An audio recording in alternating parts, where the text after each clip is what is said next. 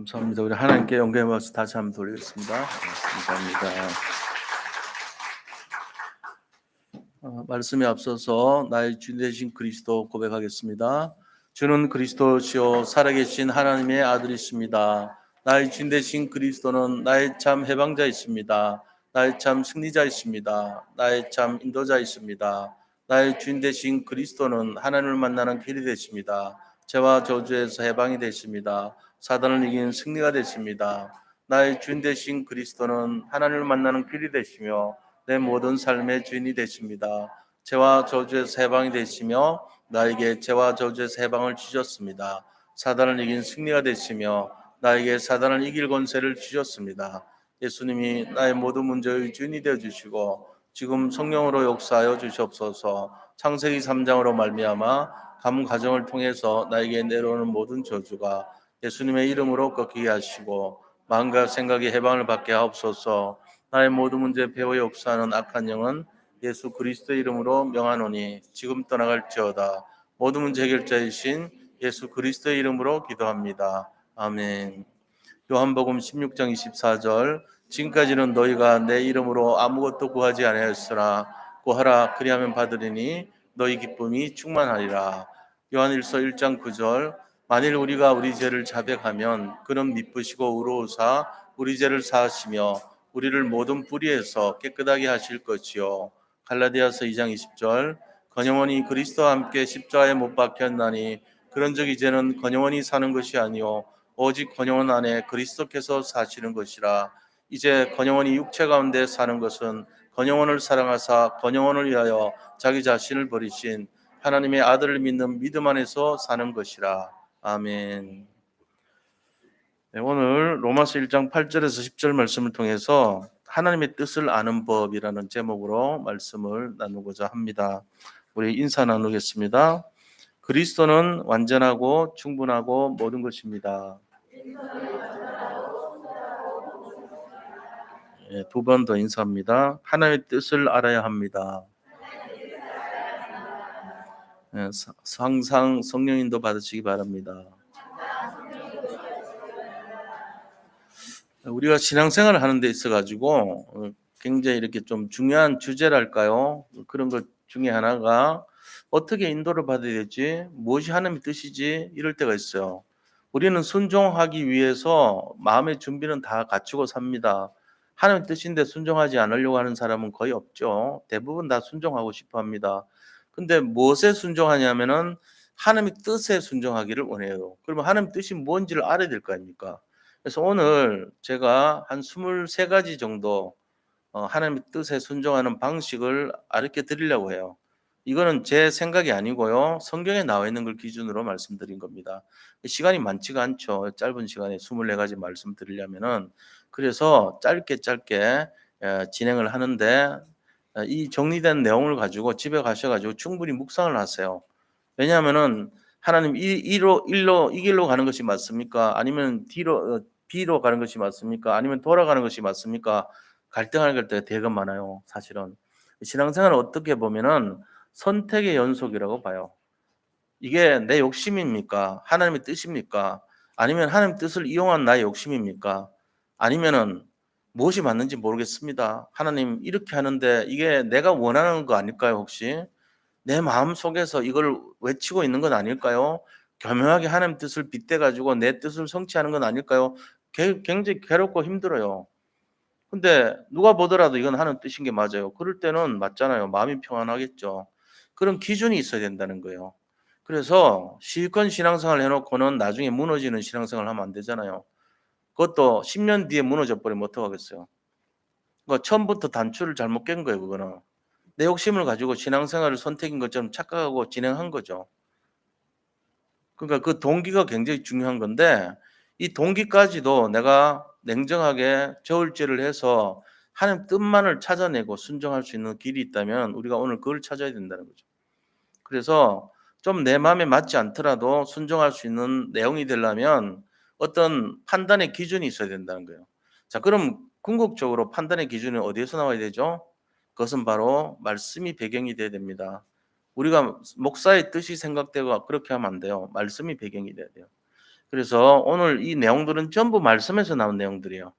그러니까 이 기준을 가지고 가셔 가지고 우리가 평신도들이 무슨 말씀을 알겠어요. 성경 66권 전체를 어떻게 외우겠어요? 못 한다니까요. 그리고 알더라도 통찰력이 어떻게 있겠어요, 성도들이. 그냥 자기 좋은 대로 가는 거지. 이스라엘 민족이 그래 가지고 다 멸망했잖아요.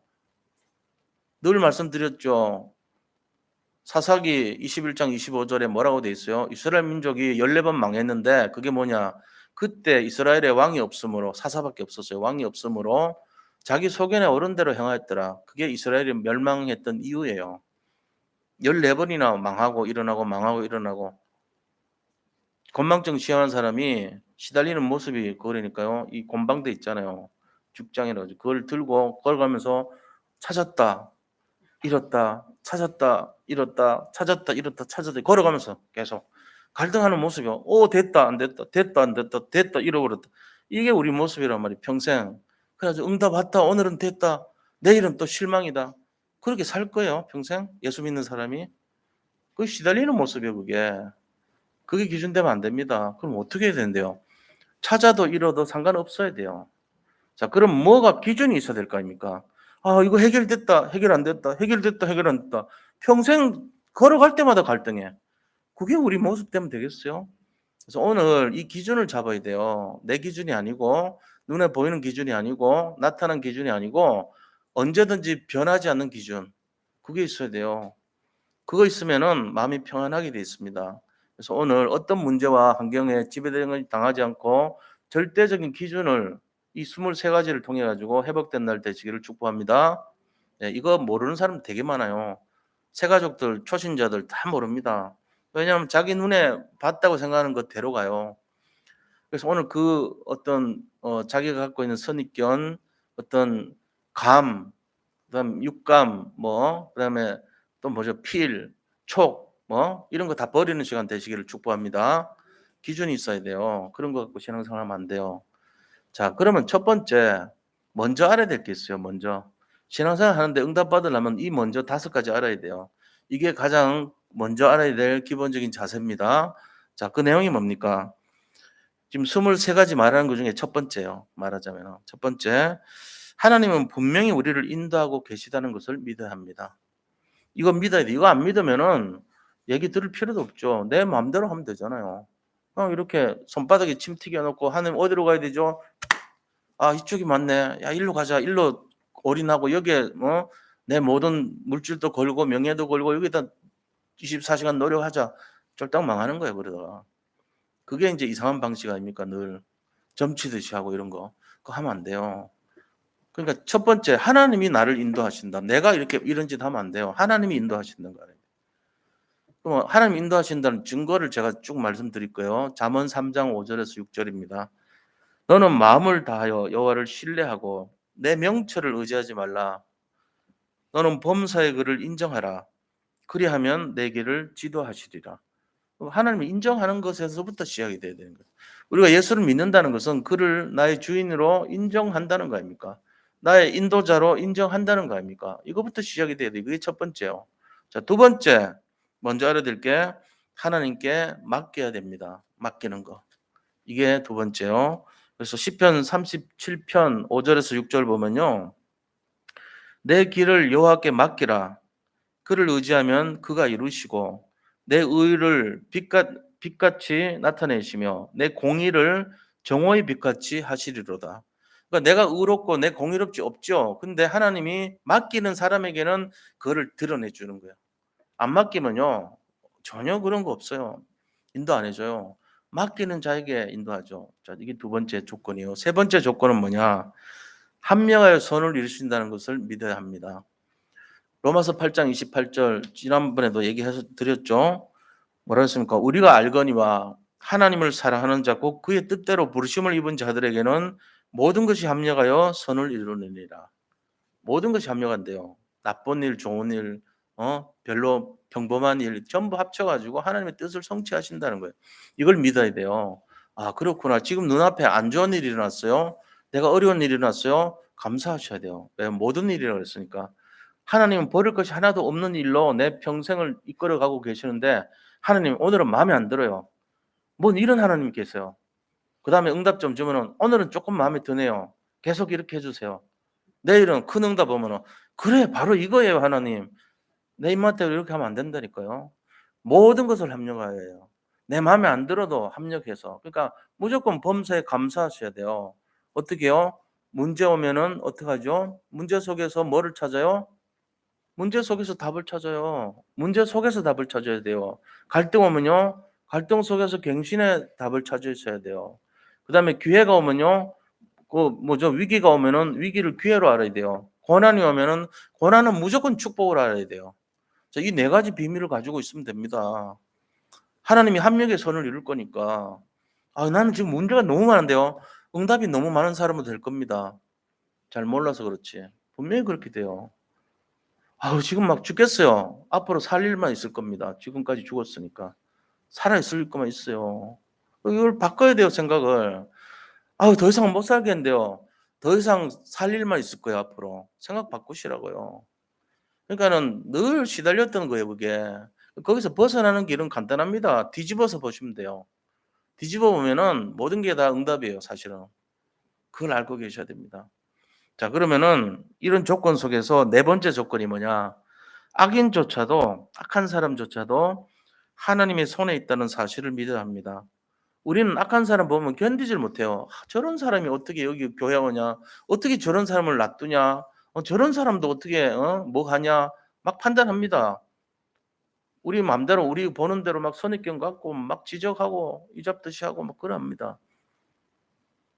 근데 하나님은 그렇게 안 하셔요. 하나님은 어떤 방법 쓰는 거 아세요?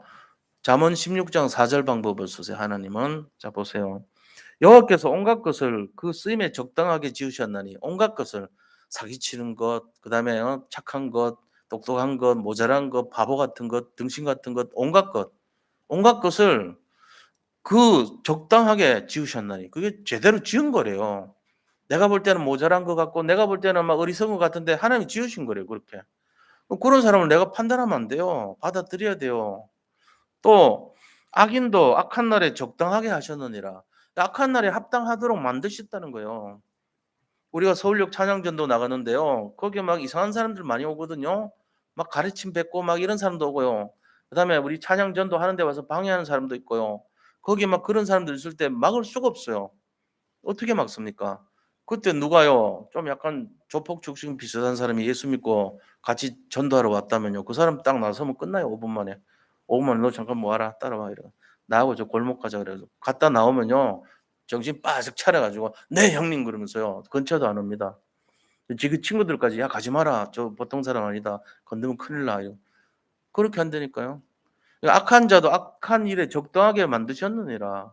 그러니까 우리가 볼 때는 쟤 악하고 쟤 나쁘고 평가하고 판단하지만 하나님 보실 때는 합당한 거예요, 그 사람도. 살만하게 만들어 놨다는 거예요. 이거를 인정하셔야 돼요. 이게 응답받는 조건입니다, 우리가. 인제는 눈에서 뭐를 걷어요? 내 판단 기준 다 내려놓으세요. 그거 틀린 거예요, 전부 다. 자, 다섯 번째 조건이 뭐냐? 하나님께서 우리에게 길을 보여 주신다는 거예요.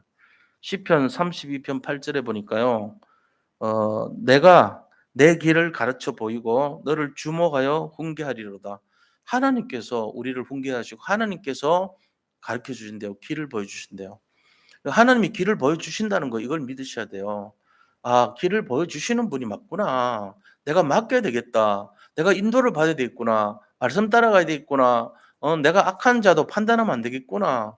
저 사람도 나름대로 사용할 수 있도록 하나님 만드셨다 했구나.' 그런 마음으로 일단 다섯 가지 조건으로 봐야 된다는 거예요, 이게. 이 전제 조건에서 시작하셔야 돼요. 자, 그다음 내 거 집어넣으면 안 돼요, 여기다가.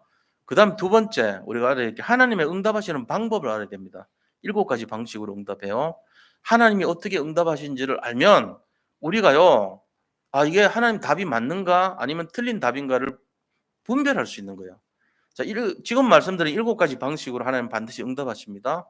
이거 밖에 있는 거는 하나님 응답이 아니라 생각하면 맞아요. 자, 그럼 그 방식의 첫 번째가 뭐냐? 그것은 바로 하나님은 반드시 말씀으로 인도하십니다. 말씀. 그걸 알고 계셔야 돼요. 말씀. 왜? 그래서 성경을 주신 거예요. 성경 안의 말씀으로 인도를 잘 받으라고 주신 거예요. 그러니까 이제 말씀을 읽고 묵상하고 기억하고 쓰고 이렇게 하면서 말씀을 따라가는 거예요, 우리가. 내 뜻을 따르면 안 돼요. 자기소견에 어른대로 하면은 90%가 아니고 100%안 좋은 일이 일어납니다. 100% 망해요. 100% 멸망해요. 왜? 자기소견에 어른대로 해 가지고 14번인데 14번 다 망했거든, 이스라엘이. 그럼 뭐 이스라엘 사람들한테는 미안하지만 우리 때문에 그렇게 검증을 한 거 아닙니까? 테스트 끝났어요. 자기소견에 어른대로 이 말은 말씀 안 따르고 이 말이거든요. 그럼 실패한다는 거 100% 실패한다는 거 검증 끝났습니다. 그래서 그런 우를 범하면 안 돼요. '아 내가 내 생각에는 이러니까 내가 그거 해야지. 집에 가서 바로 해야지.' 망하는 길입니다. 그럼 어떻게 하죠? 말씀 찾아봐야지. 이번 사건에 이런 일에 어디로 가야 되는지 말씀 찾아보자. 하나님 뜻이 뭐지? 해야 되나 말아야 되냐? 그다음에 글로 가야 되냐 일로 가야 되냐? 이쪽을 따라야 되냐 저쪽을 따라야 되냐? 모르면은 말씀을 찾아야 돼요, 말씀. 말씀에는 어떻게 돼 있지? 말씀에는 어떻게 기록돼 있지? 오늘 강단 말씀이 뭐였지? 그다음에 이번 주 본부 말씀은 뭐지? 기도 수첩에는 어떻게 돼 있지? 말씀을 자꾸 찾아야 돼요. 말씀의 근거를 찾아서 내가 인도받는 거예요. 실패하지 않습니다. 첫 번째 조건입니다. 두 번째, 초자연적으로 인도하십니다. 삼초월로 인도하세요. 삼초월. 뭐라고요? 237 나라 살리는 빛의 능력으로 인도하시고 시공간 초월하는 능력으로 인도하시고 보좌의 축복으로 인도하시는 거예요. 이 세 가지 방식이 우리한테 주시는 인도하시는 방법이에요. 그렇기 때문에 우리는 뭘 해야 되냐면요. 우리의 상상과 우리의 생각을 뛰어넘어서 하나님의 방법으로 인도하시는 사실을 인정해야 됩니다. 하나님은 반드시 그렇게 인도하십니다. 그래서 성경에 보니까 사마리아에서 복음 전하는 빌립 보고요. "야 너 가사로 가서 거기 있는 사람을 만나서 복음 전해." 이렇게요 갑자기. 그게 사도행전 8장 26 절에 에티오피아 내시와 빌립 집사와의 만남이에요. 갑자기 그렇게 하신 거예요. 저 사마리아에 있던 사람을요 가사 블레셋에 있는 가사로 가 가지고 복음 전하라는 거예요. 그래서 만났더니 간다게라는 에티오피아 여왕의 국고를 맡은 내시인데 이사야서를 읽고 있으면서 '이 사람이 도대체 누굽니까? 이사입니까? 아니면 다른 분입니까?' 묻고 있는 거예요. 보통 사람 아니죠. 그래서 거기서부터 시작해서 그리스도를 증거하고 세례 줍니다. 그때 돌아간 이 내시가 돌아간 이후로 에티오피아는 지금도 기독교 국가예요. 놀라운 일이 일어났잖아요. 어마어마한 일이 일어난 거죠. 그죠? 그러니까 2000년 전에 그 일이 시작이 됐다는 걸 우리가 알 수 있죠. 놀라운 초월의 힘으로 하나님 역사하세요. 그러고 나서 또 놀라운 일이 또 일어나죠. 뭡니까? 사도행전 10장 1 절에서 23절 보니까 이 백부장이라는 사람인데 이달리아의 네 백부장, 이 말은 로마 황제의 직속 부하인 그 가날 부대 백부장이라는 뜻이에요. 대위예요. 그 사람 부하가요. 이 그 밑에 있는 시종, 그러니까 거기 있는 하인이 베드로가 기도하고 있는데 데리러 온 거예요. 근데 어떤 기도를 하고 있었냐면은 하나님 앞에 기도하는데 환상 가운데 줄이 내려와요.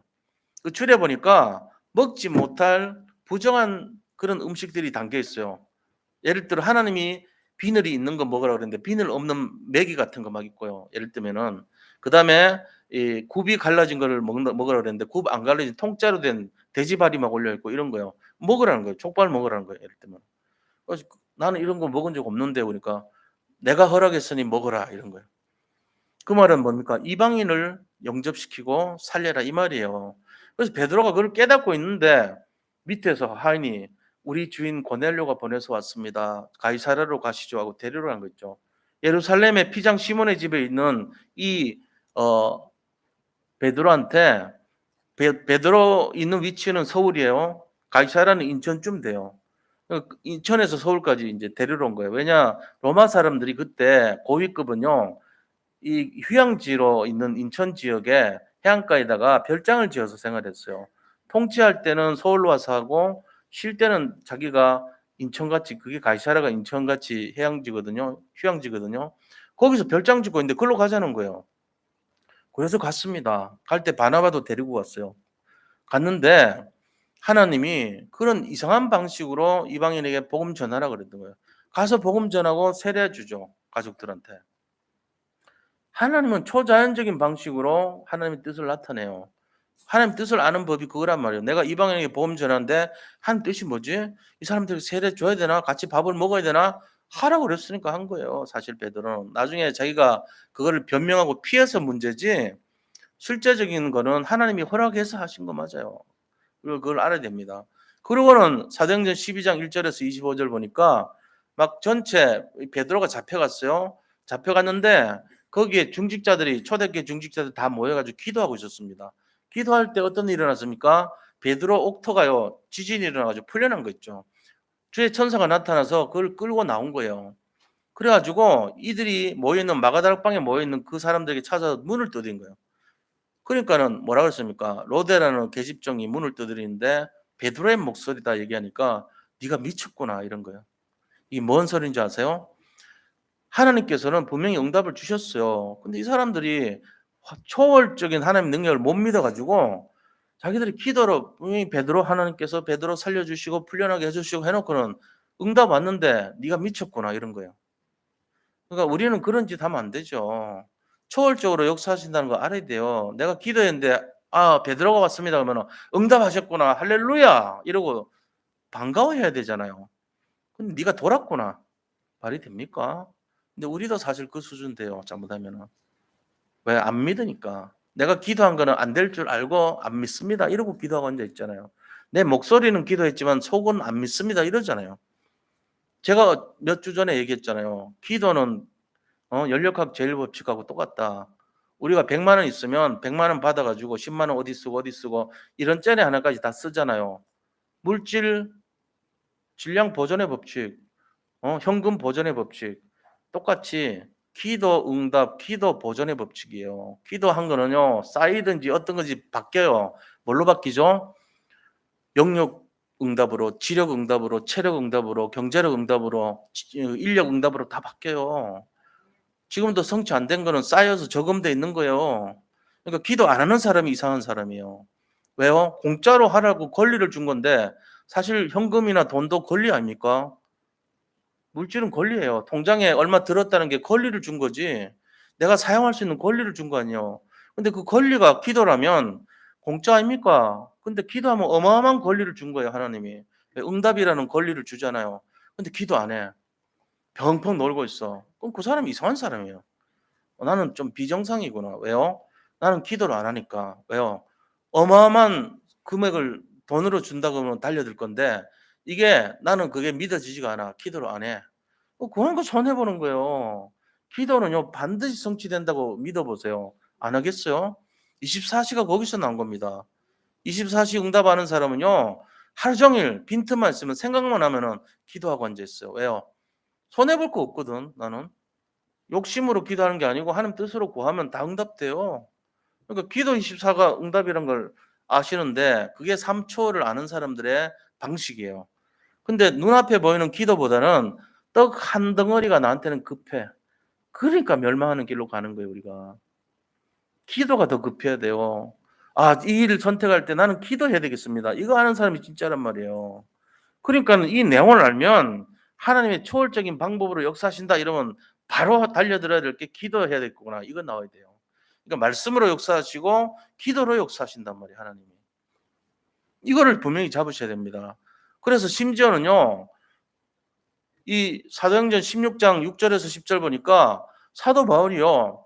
드로아라는 곳에 가서 이제 '내가 어디로 가야 되죠 하나님? 2차 전도 여행 왔는데 내가 어디로 가야죠? 북쪽으로 가야 됩니까? 터키로 가야 됩니까? 아니면 여기를 건너 가지고 유럽으로 가야 됩니까?' 기도하고 있는 거예요. 그러니까 환상 중에 마게도냐 다시 유럽의 첫 번째 관문에서 손짓하는 거예요. "일로 와서 나 좀 살려 주세요." 그러면서. 그래서 인도받고 하나님 뜻이 유럽 첫 관문에 입군해 갖고 건너간 거예요. 드로아의 밤이라 그러죠. 거기 가서 뭐 합니까? 거기서 복음 전하는데 아유 자꾸만 귀신 들린 여종이 따라오죠. 따라와서 귀찮게 해서 귀신을 쫓아버렸어요. 그랬더니 그 여종의 주인들이 모함을 해 가지고 감옥에 들어간 거예요. 거기서 막 때리고요. 착고를 채워 가지고 감옥에 집어넣었어요. 로마 시민권자인 바울이 만약에 하나님의 뜻이 뭔지를 몰랐다면 어떻게 하겠어요? 바로 탁 꺼내 가지고 "나 로마 시민권자야. 나 미국 시민권자야. 너희들이 사람을 어떻게 보고 말이야 너희들이 그 심판 재판도 안 하고 날 감옥에 넣어? 너희들이 말이야 로마 시민권자 때려?" 이렇게 나올 거란 말이에요. 근데 바울은 너무너무 하나님 뜻을 잘 알았어요. 하나님 뜻이 뭔지 끝까지 그 얘기 안 하고요. 마지막 때 말하잖아요. 그리고 얘기 안 하고 밤새도록 찬송만 하는 거예요. 하나님 뜻이 뭔지를 알고 싶어서. 그 실하고 둘이 찬송하니까 하나님이 지진을 일으켜서 옥토를 열고 착고가 풀리게 하고 나오게 도망갈 수 있도록 만들어 주는 거예요. 우리 같으면은 '아 이게 응답이다.'고 갈 건데 안 가는 거 있죠.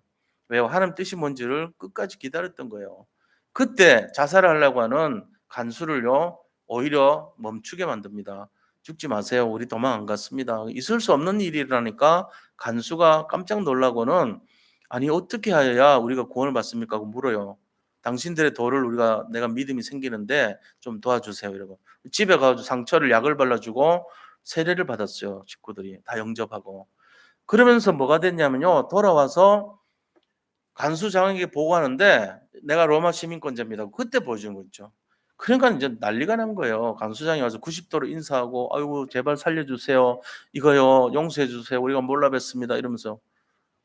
그러니까 깍듯이 절을 했는데 전승되어 내려오는 내용에 보면은 빌립보 교회 시작이 어떻게 됐냐면요. 창립 멤버가 간수, 간수의 가족들, 그다음에 간수장, 간수장의 가족들 이 사람들이 창립 멤버가 돼 가지고 빌립보 교회가 시작이 됐습니다. 그러니까 하나님의 뜻과 계획은요. 교회를 세우는 거였거든요. 우리하고 좀 틀리죠. 몇 번의 도망갈 기회가 있는데도 몇 번의 내용이 있었는데도 끝까지 하나님이 뭘 원하신지를 기도했단 말이에요. 초자연적으로 역사하는 하나님의 능력을 알고 있었기 때문에 바울은 자기가 구원받은 역사도 하나님이 나타나셔서 자기 눈이 멀고 빛으로 보여주고 음성으로 들려주는 사건이 있었기 때문에 사도 바울은 알고 있었어요. 초자연적으로 역사하신다는 거 알아요.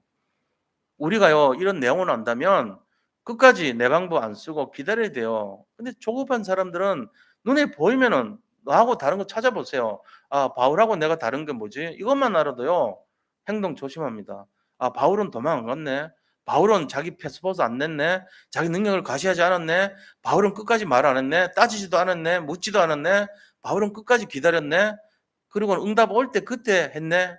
바울은 알고 있었죠. 아 사람을 살려야 되는 것이고 이것이 바로 하나님 뜻이고 그다음에 이게 교회가 세워지는 이유구나 하는 것을 뭔지 모르게 알고 있었어요 바울은.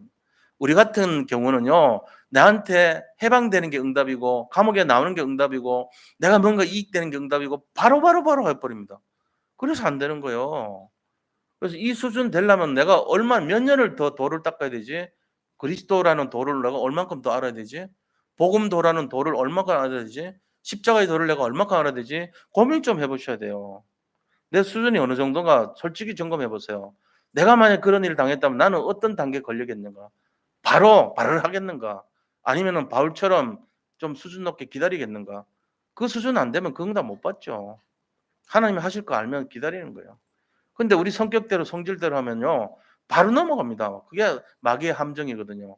사도 바울이 승리했던 이유가 거기 있어요. 초월적으로 역사하신다는 걸 알고 있었던 겁니다. 자, 그다음에 하나님께서 쓰시는 방법 세 번째, 선한 방법으로 인도하십니다. 선한 방법. 다윗이요. 사울 왕을 죽일 기회가 두 번, 세 번 있었어요. 근데 엔게디 굴에서도요. 옷자락만 자르고 안 하고요. 하일라 이 들판에서도요. 물병만 가져오고 안 죽였어요. 자기 부하가 창으로 한 번에 죽이겠습니다. 두 번도 아니고 허락만 해 주세요 했는데도 하지 마라. 머리에 기름 부음 받은 종을 죽이면 안 된다. 이렇게 하고는 참은 거 있죠. 선한 방식으로 응답하여. 다시 말하면은 다윗은 평상시에 항상 영적인 상태가 하나님을 인정하고 하나님의 뜻을 구한 사람이란 걸 알 수 있어요. 자기가 쫓겨다니면서도 3천 명의 특공대에서 위기를 느꼈으면서도 그랬어요. 그게 항상 보면은 기록되어 있는 내용이 사무엘상 24장에서 26장 사이에 나오는 내용들입니다. 우리가 이런 걸 알고 있어야 돼요. '아 그렇구나. 다윗의 그릇이 다른 게 나하고 차이 나는 게 크지는 않은 것 같은데 엄청 큰 거구나. 근본이 좀 다르구나.' 여기서 딱 우리가 잡아야 돼요. 자 그다음에 네 번째는 의의 길로 인도하신다는 거 알고 있어야 됩니다. 의의 길로 인도하세요. 그래서 전능하신 하나님을 우리가 믿는다면 전적으로 하나님을 의지하고 인간의 경험이나 방법을 절대로 사용하지 않는 것이 중요합니다. 인본시 쓰면 안 돼요. 그럼 망하는 거예요 사실은. 사람들이 몰라서 그렇지 결국은 그래서 안 되는 거예요. 내 일이 안 되는 이유. 내가 지금까지 이렇게 하면 되겠다 저렇게 하면 되겠다 그 결과예요.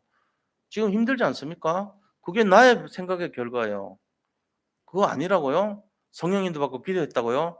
기도는 했겠죠. 안 믿고 내 방법 써서 그렇지. 기도는 합니다. 뻔질나게. 내 방법을 써서 그래요. 기도 응답 오기 전에 내 방법을 저질러 버리니까 문제가 되는 거예요. 항상 안 돼요 그래서. 거의 얼마 정도 안 됩니까? 70%안 되는 게 아니고 100%안 되게 돼 있어요. 이거 진짜 알아야 돼요. 그래서 오늘 이거 잘 잡으셔야 됩니다. 자, 그러면은 어떻게 이해를 해야 됩니까?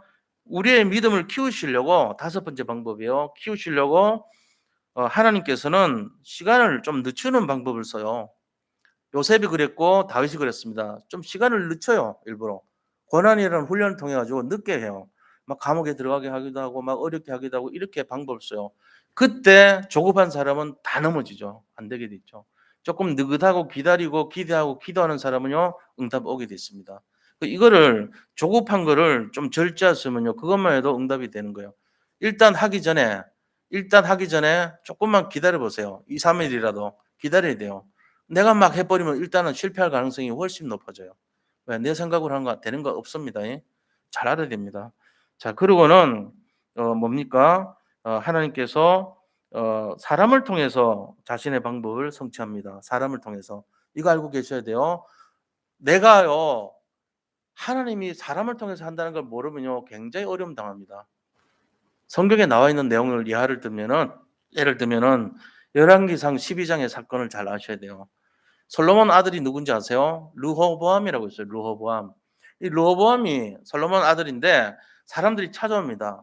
선왕께서 너무 우리한테 혹독하게 부역을 많이 시키고 노예를 많이 시키고 너무 힘들게 해서 조금 이제 르호보암 왕께서는 조금 우리를 좀 약간 낮춰주세요. 부역도 낮춰주시고 선왕이 하던 것보다 조금 힘을 좀 덜 들게 해주세요 하고 부탁하러 왔어요.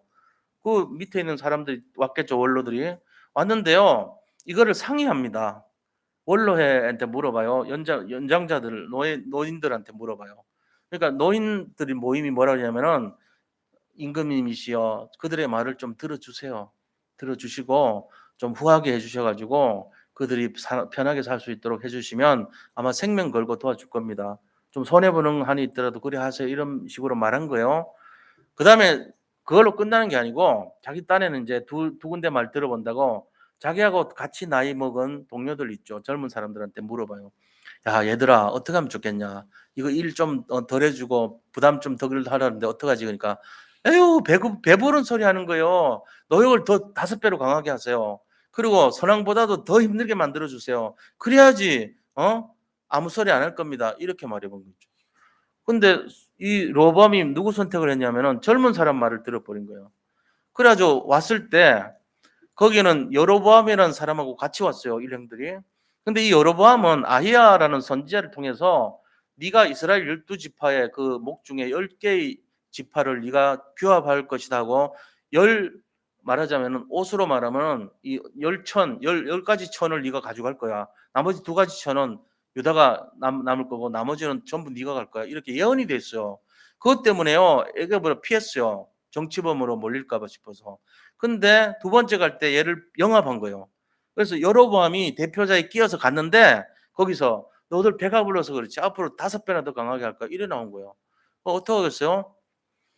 나라가 2개로 나눠져요 그때. 여로보암이 왕이 되고 열 지파가 규합을 해 가지고 왕으로 세워 버린 거예요. "우리가 당신하고 들을 이유가 하나도 없다." 이러거든요. "우리가 솔로몬 왕 들을 이유가 하나도 없다." 이러거든요. 그러니까 너무 막 내 욕심 채리다 보면요. 나라 찢어집니다.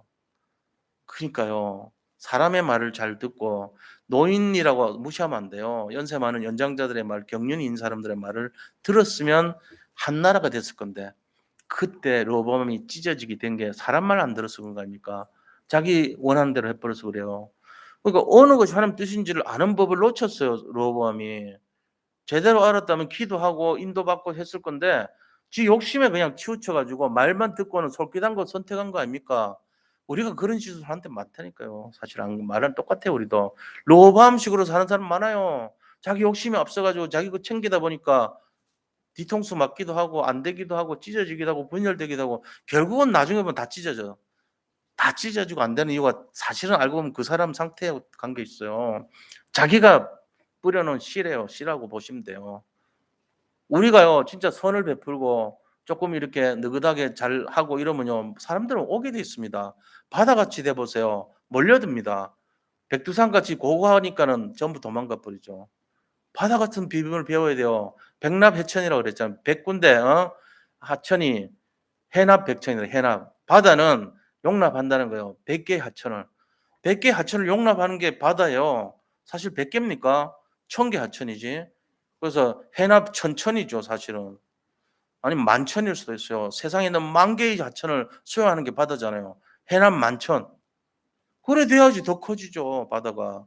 지만 높은 줄 알고 백두산 천지연 같이 고하게 있어봤자 물고기도 못 살아요, 거기에. 지만 잘났지. 비 안 오면 거기 완전 말라붙어 그런 외로운 신세 될 거 아닙니까? 왕따 당하고. 그래 되면 되겠어요. 그러니까 이 비밀이 하나님의 응답 방법이다 하는 걸 알아야 됩니다. 자, 7번째 방법은요. 하나님께서는 판단과 선택은 우리의 몫입니다. 그러나 하나님은 길을 보여주십니다. 이게 중요하죠. 길을 어떻게 보여주세요? 시편 25편 12절에 보니까요. 여호와를 경외하는 자 누구냐? 그가 택할 길을 그에게 가르치시리로다. 그러니까 우리가 선택할 거를 가르쳐 주시는 거에 있는데 하나님을 두려워하고 경외하는 자에게 보여준다는 거예요. 하나님 무시하고 지 맘대로 자기가 기준이 되는 사람한테 절대 안 보여줘요. 그럼 네 맘대로 살아라. 그게 형벌이에요, 사실은. 네 뜻대로 살아봐라. 그게 형벌이라니까요. 하나님이 깨우쳐 주고 이 강단에서 오늘 가르쳐 주는 게 이것도요. 우리가 맘대로 하는 걸 막으려고 제가 나눠 드리는 거예요. 하나님이 저한테 이렇게 허락해서 나눠 주는 거 아닙니까? 근데도 이거 무시해 보세요. 그럼 뭐라고요? 하나님 그래 네 맘대로 살아라 이러죠. 무시하려면 하셔도 돼요. 자유의지를 주셨으니까. 손해 봐요, 근데. 그렇게 하면 안 돼요. 왜요? 세상에는 너무나 많은 함정이 있기 때문에. 그래서 시편 25편 15절에는요. 내 눈이 항상 여호와를 바라보면 내 발을 그물에서 벗어나게 하실 것이미로다. 전부 다 그물에 빠지기 쉬운데 거기서 벗어나게 하시기 때문에 내가 주를 앙망한다는 거예요. 항상 주님을 바라보고 있다는 거예요. 주바라기 된 이유는 나를 위험에서 건지실 분이시기 때문에 주님만 바라본다는 거예요. 강단 말씀 따라다니는 이유가 그거라는 거예요. 자, 그러면은 세 번째입니다. 세 번째. 그러면 하나님의 뜻을 아는 법을 우리가 알아야 되겠어요. 9가지 방식으로 하나님 뜻을 아는 법을 찾으셔야 됩니다. 전부 합치면 지금까지 앞에 5가지, 7가지, 12가지에다가 이 9가지면 21가지가 나오는 거예요. 이게 다 참고해야 돼요, 우리가. 자, 그 세 번째 하나님 뜻을 아는 법 첫째가 뭐냐? 자, 하나님의 뜻이 전달되기는 하지만 위험한 것이 3가지가 있어요. 이거 알아야 돼요. 위험한 방법 3가지. 자, 첫 번째는 하나님 음성 듣는 거. 두 번째는 하나님의 환상을 보는 거. 세 번째는 하나님의 꿈을 듣는 거 이런 거. 그러니까 꿈이나 환상이나 음성 이런 거 참고하면요. 긴급할 때 하나님이 쓰시긴 하지만 위험합니다. 이런 거 많이 하거든요. 아, 어젯밤 내 꿈에 뭐가 나타났어. 어제 환상 속에 뭐 했어. 위험해요. 신비주의인데 틀린 신비주의 될 수 있어요. 자칫하면은. 그래서 급한 상황에서는 하나님의 비상한 개입이 있을 수 있지만 이것만 의지하는 것은 굉장히 위험한 방법입니다. 가능하면 그냥 참고만 하시고 별 의미가 없다 생각하시면 맞아요. 사람들 이거 되게 많이 의지해요. 내 꿈에 뭐가 나타났다. 뭐 어쩌란 얘기입니까? 성경에 꿈꾸는 자 많던데요. 아이 그거는 뭐 있긴 있겠죠. 비상사태는 있지만 그거보다 다른 거 말씀이나 기도 이걸 통해서 우리가 찾아야 됩니다. 너무 꿈 의지하지 마세요. 아 그래도 제가 껐는데요. 그러니까 내게 자꾸 개입이 되니까 문제인 거예요. 아 그래도 내 것이 중요한데요. 그러니까 그 꼴 사는 거예요 맨날.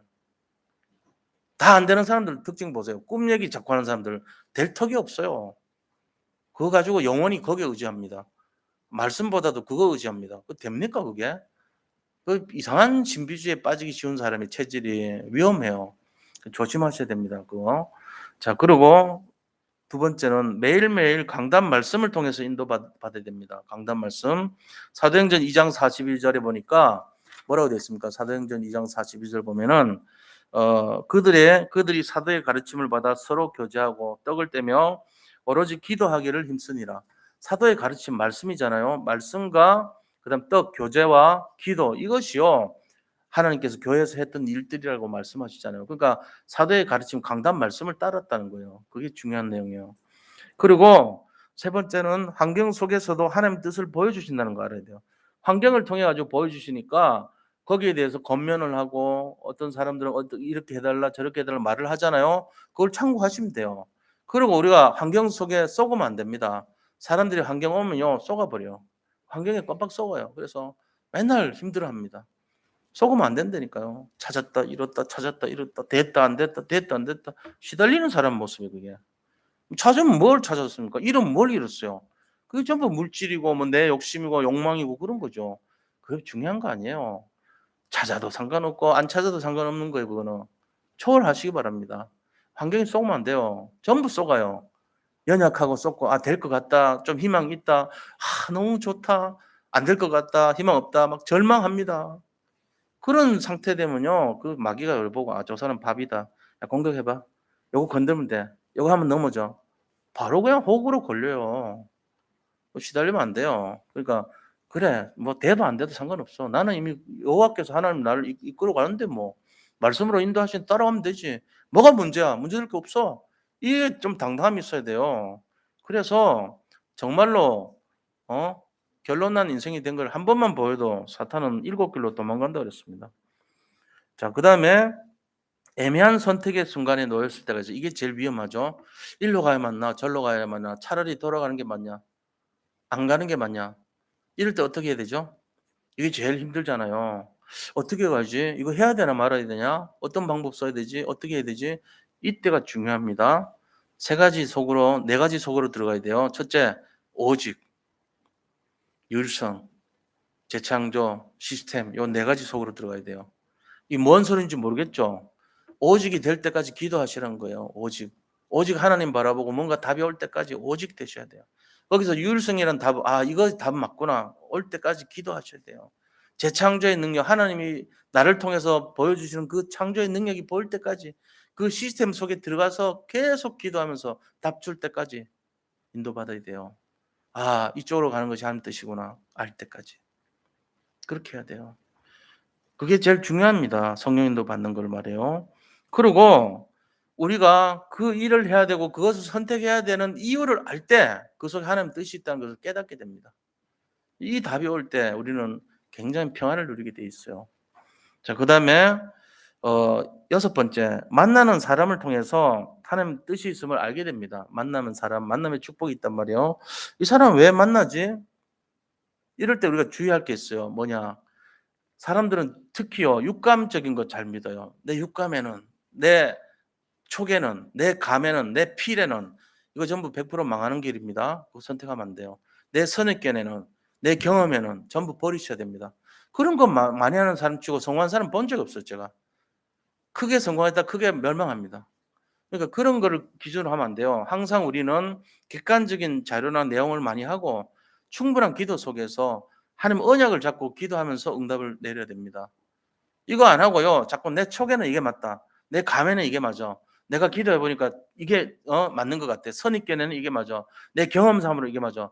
다 맞는데 실패할 수 있는 확률이 99.99%입니다. 혹시라도 그렇게 살아왔다면 투자를 하건 뭘 하든 다 그래요. 멸망길로 가는 거예요. 그걸 하지 마세요, 제발. 촉이나 감은요, 틀린 거다 생각하시면 맞아요. 아유, 그거 맞는데요? 안 맞아요. 맞는 것처럼 보일 뿐이에요. 그렇게 살았다면 빨리 고치세요, 태도를. 아니면은 조만간에 눈물 퉁퉁 불고 울고불고 합니다. 진짜입니다. 자기 생각대로 하지 말아요. 그거 버리는 게 신앙생활이에요. 자, 그리고요. 시험 환난 속에서도 하나님 뜻이 있습니다. 그 시험 환난 통해서 하나님 뜻을 찾으셔야 돼요. 왜 이런 일이 일어나지? 왜 잘 안 되지? 왜 나는 이렇지? 왜 왕따 당하지? 왜 이렇지? 인도를 받으셔야 돼요. 빨리 갱신하셔야 돼요. 내가 뭔가 잘못했구나. 내가 좀 고쳐야 되겠구나. 그게 필요한 겁니다. 객관적인 것 같고. 그리고 성경이나 교회사나 역사를 통해서도 하나님 뜻을 분별해야 됩니다. 그 속에 다 들어있어요. 역사의 교훈이라고 그랬잖아요. E.H. 카라는 사람도 그래서 역사는 반복한다 그랬죠. 그 사람은 자세히 모르면서도 이런 답을 갖고 있어요. 역사는 계속됩니다. 반복됩니다. 우리가 거기서 교훈을 찾아내야 돼요. 반복적으로 실패하면 안 돼요. 10년 전에 실패를 또 실패하고 미래에도 또 실패하고 그러면 되겠어요? 역사를 통해서 교훈을 삼고 그다음에는 그런 일 안 일어나도록 준비해야 됩니다. 자, 마지막 아홉 번째로는요. 미래를 바라보고 준비하는 사람은 승리하게 돼 있습니다. 미래를 바라보고. 그러니까 우리 후대들한테도 미래 캠프하는 이유가 거기 있어요. 달란트 캠프하는 이유가 거기 있는 거예요. 그러면서 기도 캠프하는 이유가 거기 있는 거예요.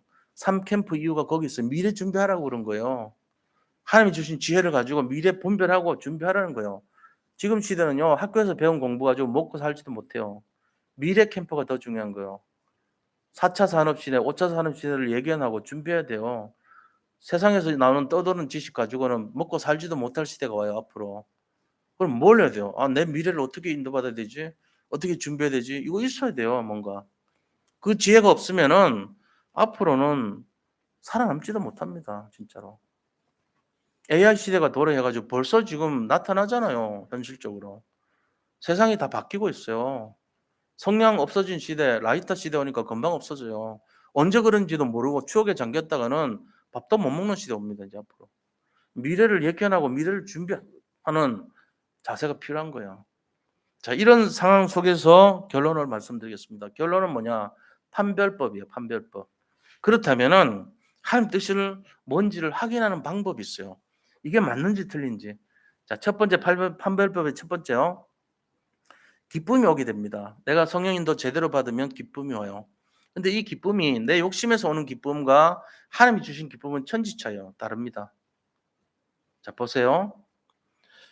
하나님 뜻을 이루어 나가시기 때문에 그 고통 속에서도 큰 고통이 오더라도 하나님은 하나님의 뜻을 밝히신다는 걸 알아야 됩니다. 고통이 오는데도 하나님 뜻이면요. 그 속에서 응답이 있어요. 자, 우리가 어 그 스패포드라는 사람을 이제 좀 알아야 되겠는데 스패포드요. 이 스패포드는 이제 호레이쇼 G 스패포드예요. 원래는 이름이. 근데 1800 28년에 태어난 사람이에요. 그러니까 이제 상당히 2세기 전 그런 사람이죠. 그런데요.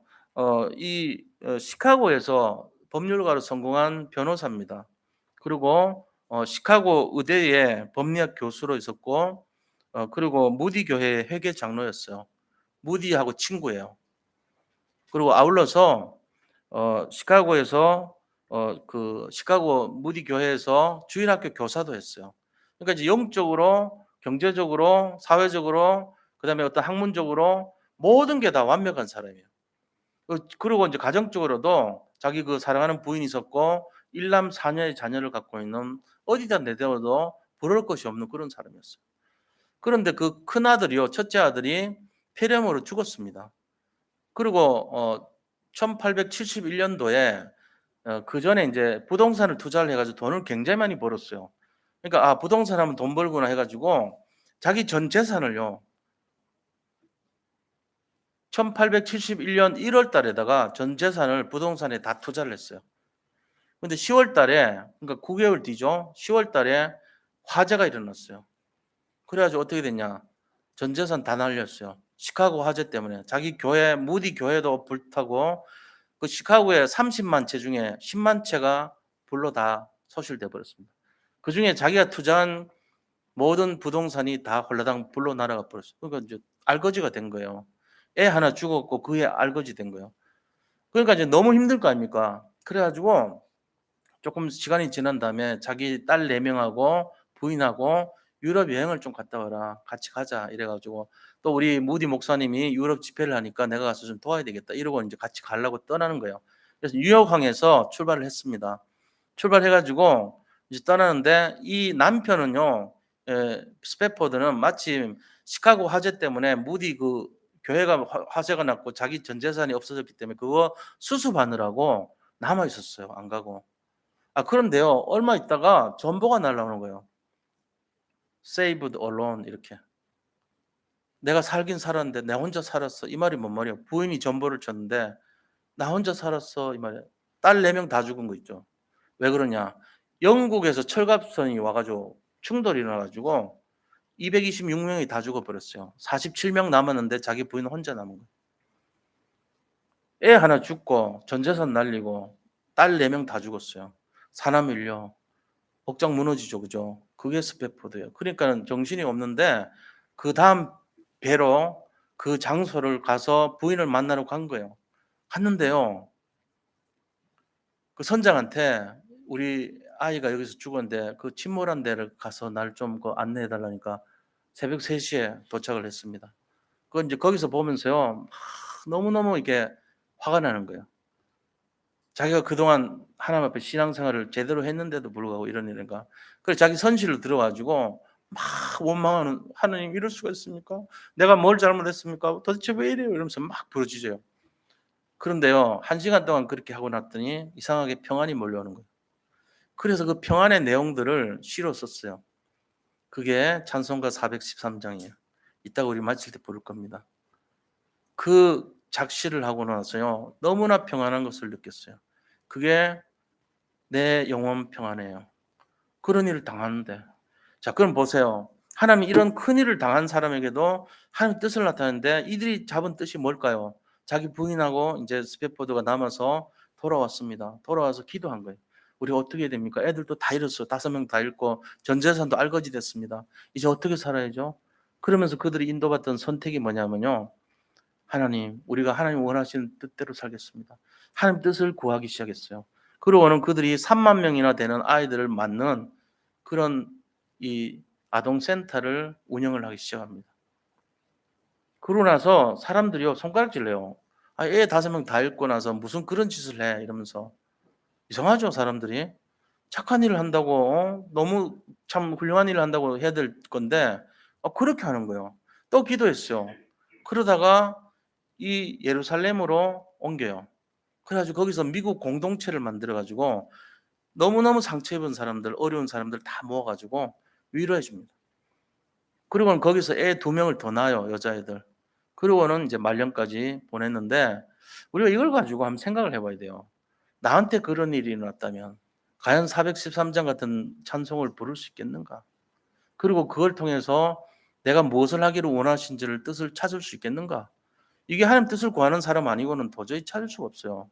아마 어쩌면 우리 같으면 절망해가지고 원망하고 하나님 안 믿어요 하고 떠날지도 몰라요. 근데 이 스페퍼드는 그런 게 아니에요. 다르죠, 인생이. 자기 부인이 15살 연상이에요.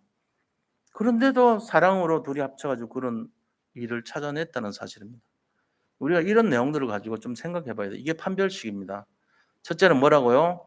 내 마음에 평안이 옵니다. 그게 하나님 뜻이라면, 애 5명 잃고도 하나님 뜻이 맞다면 기쁨이 오게 돼 있어요. 이 원리를 알고 계셔야 돼요. 조그만한 어려운 일 온다고 막 그것 때문에 몸부림치고 부르진다면 그게 내 영적 수준이고 상태예요. 그런 수준 가지고 뭘 세계복음을 하겠어요? 그런 입장 가지고 뭘 맡기겠어요, 하나님이? 야, 네 앞가림도 못하는데 내가 뭘 맡기겠니? 이럴 거 아닙니까? 어떤 일을 당하더라도 그 속에서 감사를 찾아야 돼요. 우리가 말로만 문제 속에 해답을 찾고 갈등 속에 갱신을 하고 무슨 위기 속에 기회를 찾고 고난은 축복이고 말로만 떠들 게 아니에요. 진짜를 찾아봐야 돼요. 이 해리어트 스패포드의 삶을 한번 생각해 보세요. 한번 묵상이라도 해보세요. 오늘 가서. 이게 맞습니다. 자, 2번째 판별식. 2번째는 뭘 해야 되냐? 어떤 것이 하나님 뜻인가, 어떤 것이 하나님 소원인가를 진지하게 질문하면서 언약 잡고 기도해 보셔야 돼요. 그럴 때 답이 찾아와요. 자, 3번째 판별식입니다. 이러면 24가지 방법이요. 3번째, 내가 가진 달란트와 하나님이 원하시는 뜻이 어느 쪽으로 가기를 원하시는가? 하나님 주신 것이 나의 달란트니까 내가 이 가진 달란트하고 어느 쪽이 더 가깝겠는가를 생각하면 돼요. 그때 답이 딱 나오죠. 그럼 가면 돼요. 이게 참고가 되시길 바랍니다. 이렇게 해서 정말 우리 이 내용을 가지고 가서 집에 가서 한번 몇 번 읽어보세요. 읽어보시고 내가 하나님 뜻을 찾는 방식으로 좀 도움이 되는 길잡이가 됐으면 좋겠습니다.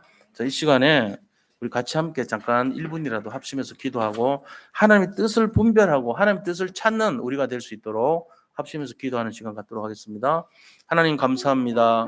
우리가 때로는 우리 마음대로 살고 우리가 원하는 대로 살았지만 이제는 하나님의 뜻을 찾는 방식으로 살기를 원합니다. 그래서 사단 마귀에게 속지 말게 하시고 시달리지 말게 하시고 세상 어떤 문제 속에서도 감사를 회복하고 하나님의 뜻과 계획과 소원이 무엇인지를 진지하게 인도받는 저희들이 되게 하여 주옵소서. 그래서 정말 237 나라 세계복음화의 언약을 성취하고 우리에 있는 모든 문제가 오히려 발판이 되고 디딤돌이 되어서 내 미래가 하나님 안에서 정말 인도받는 삶이 되기를 원하오니 주님께서 함께 하시고 능력으로 역사하여 주시옵소서. 속지 말게 하시고 승리하게 인도하여 주시옵소서. 살아계신 예수 그리스도 이름으로 감사하며 기도드립니다. 아멘. 우리 찬송가 413장 찬송 드리면서 준비하신 예물 드리겠습니다. 413장.